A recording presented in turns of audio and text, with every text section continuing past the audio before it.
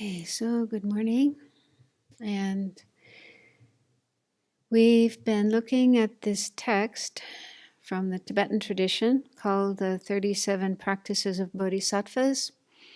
And recently we've been going through a section of the text that concerns the practice of transforming difficulties into the path, meaning that whenever we find ourselves experiencing problems or difficulties, unwanted experiences, we don't have to just get upset about them, but they're actually very useful. If we know how to practice, we can transform them into the path.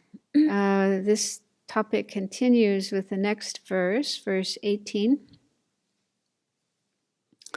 It says, "Though you lack what you need and are constantly disparaged, afflicted by dangerous sickness and spirits, without discouragement, take on the misdeeds and the pain of all living beings." This is the practice of bodhisattvas. So when I read this, I was thinking about homeless people, destitute people. It sounds like the kind of situation many people in this country find themselves in. They don't have their basic needs, creature comforts of a roof over their head, especially in this kind of weather. There's still people living outside, right, on the streets, and not sure where their next meal is going to come from, and not really having much in the way of a status in society. When you don't have a job and a home and so on, then you're kind of outside of normal society.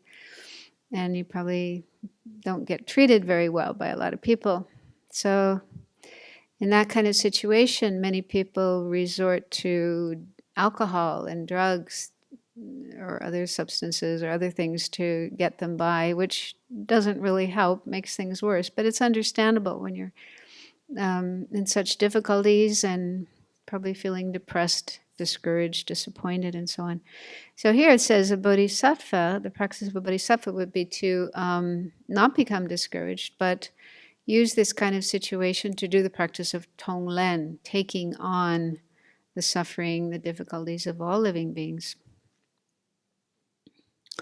So it said that bodhisattvas actually prefer problems and difficulties to happiness and pleasant experiences, because they can see that problems are more helpful in terms of progressing on the path. There are people who are just totally dedicated to following the spiritual path, the path to enlightenment, and that's their number one priority. Everything they do, is taken into the path. So they can see and they know that difficulties are actually more helpful than pleasant experiences. Pleasant experiences, good experiences, you can get complacent and maybe waste your good karma. I'm sure bodhisattvas don't do that, but anyway, this is what can happen. Whereas difficult situations are really challenging and really give you a chance to practice hard and progress on the path. And it's even said that bodhisattvas actually enjoy problems the way that ordinary people enjoy ice cream. When we have a chance to eat ice cream, if ice cream is put out, we probably feel quite happy and excited eating ice cream. Even in this kind of weather, people still love ice cream. But when it comes to problems, we feel, oh no, I don't want this. We don't feel so happy and excited. But bodhisattvas are the opposite. They're more excited about problems the way we get excited about eating ice cream. Yeah. And so even if we're not at that point, I know I'm not at that point where I get excited and happy about problems. But I think with training, with practice and training, getting habituated, starting with small problems, small difficulties. And if we can see how this is useful for my practice and use it for part of our practice to develop our mind, then we can gradually take on bigger and bigger problems and difficulties. I was thinking too that facing problems in life, it's a little bit like a thermometer. We use a thermometer to tell our body's temperature to know if we're healthy or sick. So we have a high temperature, that means something isn't wrong, something isn't right in our body. So in a similar way, when problems happen in our life, this can be a kind of gauge to determine how well we're doing in our practice. You know, if we get overwhelmed, upset, angry, depressed, discouraged, and so on, that means we have more work to do on our practice. And I think I mentioned before this saying in Tibetan, the Dalai Lama mentions it sometimes, that it's easy to look like a good practitioner when your stomach is full and you're sitting in the sun. In other words, everything is going well. But when you face difficulties, that's when you show your real colors. Yeah. So I think that's another reason why problems are useful, because they give us a chance to see where we're at in our spiritual development.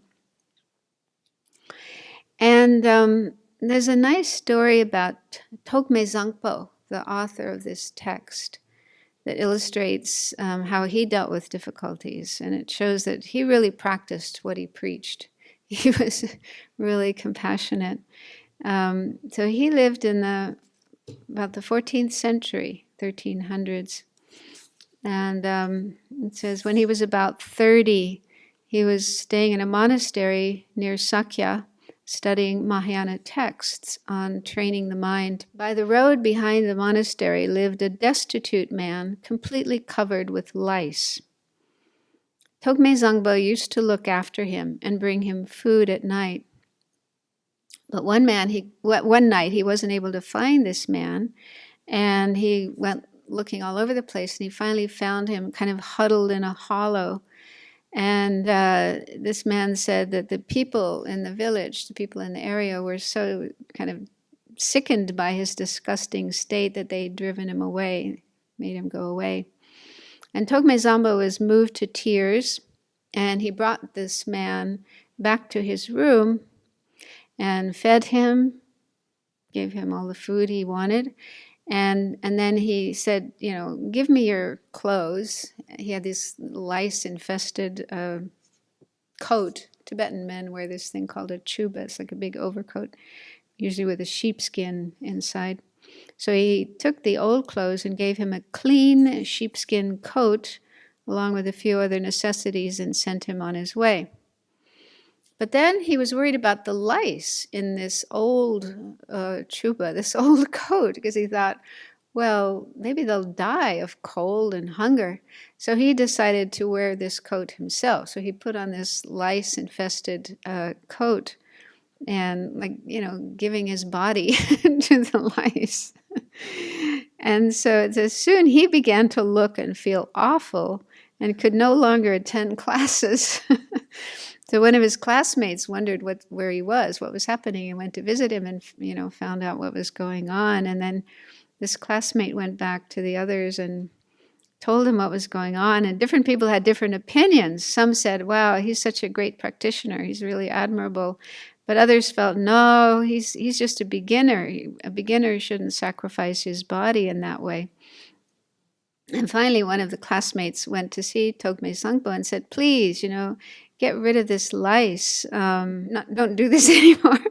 But Togme Zangpo said, I have lost my body many times in a meaningless way in past lives, but this time I want to make a gift of my body. So it's a bit like that story of the Buddha in his past life when he was Prince Mahasattva, and he found this starving mother tiger with her babies, and he thought, you know, I've had so many bodies, so many lives that, you know, I didn't use in any meaningful way. So now I have a chance to do something meaningful with my body. He gave his body to the tiger family. So he kept wearing this lice-infested coat. And it says, after 17 days, the lice began to die naturally, and no new ones were born. So nice ending to the story. And then he picked out all the dead lice, said mantras over them, ground up their bodies, and it says made votive tablets. I guess that's satsas. He made satsas out of these lice bodies. So amazing compassion. Incredible compassion. And then this morning I remembered another story of the Buddha's past life. I don't know if this one is so famous as the tiger one, but I found it really touching. In a past life, the Buddha was born as a tortoise. He must have been quite a big, big tortoise, because one day when he was out in the sea, there was a shipwreck, and there were all these people in the water drowning. And the tortoise took them one by one. He, got them on his body, and he brought them one by one to the shore and rescued them. So he did this many times, taking people to the shore. And when he finished doing that, he was so exhausted, he just sort of collapsed on the beach and fell asleep.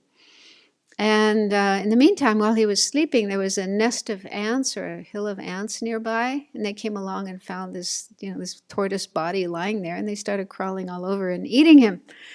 So the tortoise woke up and found his body covered by ants eating him, and he thought he was a bodhisattva. He thought, oh, let them have my body. I give them my body. And in the future, when I become a Buddha, may I be able to give them Dharma, may I be able to teach them the Dharma. And that actually did happen. Those ants were later born as some practitioners at the time of the Buddha and became his disciples, so he was able to benefit them. And I found that story really moving and inspiring. And it's inspired me a few times to let a mosquito take a few drops of my blood. And I make this prayer, okay, you can take some blood now. In the future, I may be able to give you the Dharma. Yeah, so that's another way we can transform, difficult circumstances, the beings involved in this difficulty. If we can pray that now, may I be able to help them in whatever way that they need. And in the future, as a Buddha, may be able to be their teacher and teach them the Dharma. So anyway, those are just some inspiring stories that, we might be able to use in our life. But I think the most important thing is to try to avoid getting discouraged when we do face difficulties, because with discouragement, our mind can go down, and then we don't have any energy to practice. So there's always things we can do in any difficult circumstance. So try to avoid getting depressed and discouraged, but do whatever you can. Just a little bit of Tonglen, a little bit of meditation on compassion, remembering karma. Do something to transform this situation. And in that way we get more used to this kind of practice, and then we can gradually take on more and more difficult situations. Okay, thank you.